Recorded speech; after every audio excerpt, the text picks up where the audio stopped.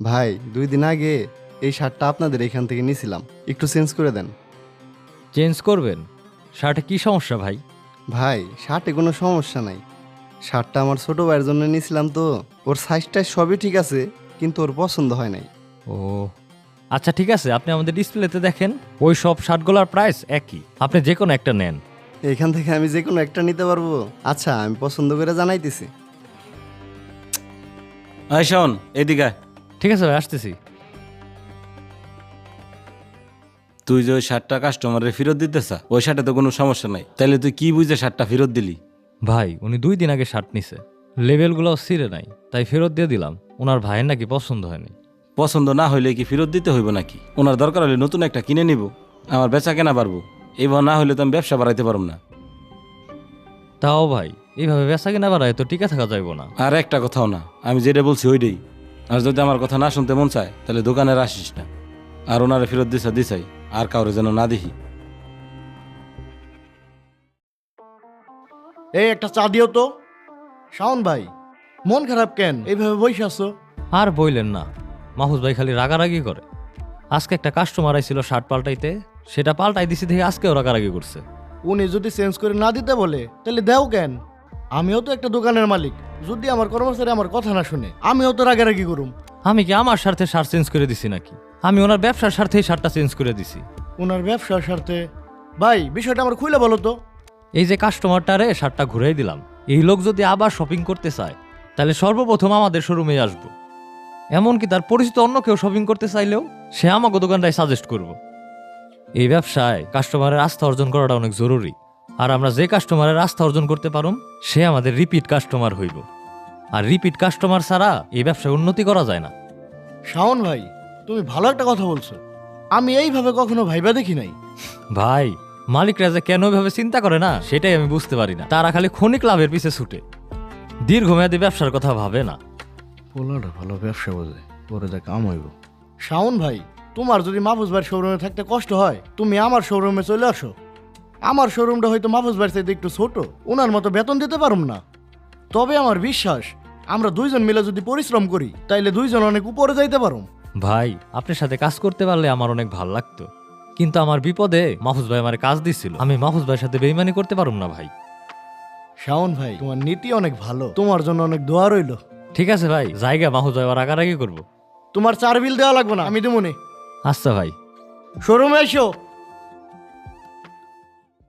হাসান, নতুন দোকানের কি অবস্থা রে? আমি তো ওই জায়গায় সময় দিতে পারতেছি না। ভাই ভালোই চলতেছে, আপনি যা বলছেন আমরা ওইভাবেই করতেছি। এখন থেকে তোদেরই দেখা লাগবো, আমি তো আর আগের মতো সময় দিতে পারুম না। আর আমি কিছুদিনের জন্য ঢাকার বাইরে যাইতেছি, এই দোকানটা তুই দেখিস। আচ্ছা ঠিক আছে ভাই। শালার দোকানে একটা কর্মচারীও নাই, হিসাবটাও মিলাইতে পারতেছি না। মাহফুজ ভাই, কি রাহেন ভাই, কই আসছিলেন এতদিন, কোনো খবর বার্তা নাই? ভাই গেছিলাম ঢাকার বাইরে ব্যবসায়িক কাজে, আজকে আসলাম। তো আপনি একা দোকানে, শাওন বাইরে তো দেখতেছি না। ও শাওন, ও তো চাকরি ছেড়ে চলে গেছে। চইলা গেল? ও তোর কাজের প্রতি অনেক সিরিয়াস আছিল, ওর কোনো সমস্যা হয়েছে নাকি ভাই? আরে কি সমস্যা হইব, কথায় আছে না সুখে থাকলে ভূতে কেলায়। এইখানে এসির ভিতরে কাম করতেছিল, চর্বি জমে গেছে, এখন দেখা যাবে রাস্তায় রাস্তায় ঘুরতেছে। ও তো এই ধরনের ছেলে না, ও তো অনেক কর্মঠ ছেলে, ও শুধু শুধু চাকরি ছেড়ে দিব? আরে ও কিসের কর্মটা ছিল, ও পারতই খালি মিষ্টি কথা কইবে, কাস্টমারের সাথে খাতির বানায় আমার লস করাই দিত।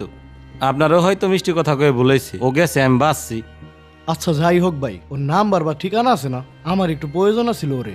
আরে না, ওর আগের যে নাম্বার আসলে ওইটা বন্ধ, আর ওর ঠিকানা মিকানা আমি জানি না। আর ওর ব্যাপারে আমার আর জিজ্ঞেন না, বসেন চাটা খায় তারপর যান। না ভাই, আজকে আর বসুম না, আসবানি অন্য সময়। এইটাই তো সেই গার্মেন্টস। আমি গেটের সামনে আছি, আসো। আরে শাওন ভাই, তুমি এইখানে? রাইহান ভাই, এখন বলতেছো রাইহান ভাই, তুমি ওইখান থেকে চলে আসবা, আমার একবার বইলে আসবা না? আমি তোমার কত খুঁজছি। ভাই তাড়াহুড়োর মধ্যে পড়ে গেছিলাম, তাই আপনাকে বলে আসা হয়নি। যাই হোক, অনেক বছর পরে তোমার সাথে দেখা হয়ে ভাল লাগলো। তা তুমি এইখানে কি করো? এই গার্মেন্টসে চাকরি নিছো? আমার কথা বাদ দেন ভাই, আপনি এখানে? আমি আসছিলাম আমার শোরুমের জন্য এই গার্মেন্টস থেকে কিছু প্রোডাক্ট নিতে। ও, এই গার্মেন্টসে তো মিনিমাম কোয়ান্টিটি 50,000 প্রোডাক্ট নিতে হয়। আচ্ছা ঠিক আছে, চলেন আমার সাথে, দেখি আপনার জন্য কি করা যায়। চলেন।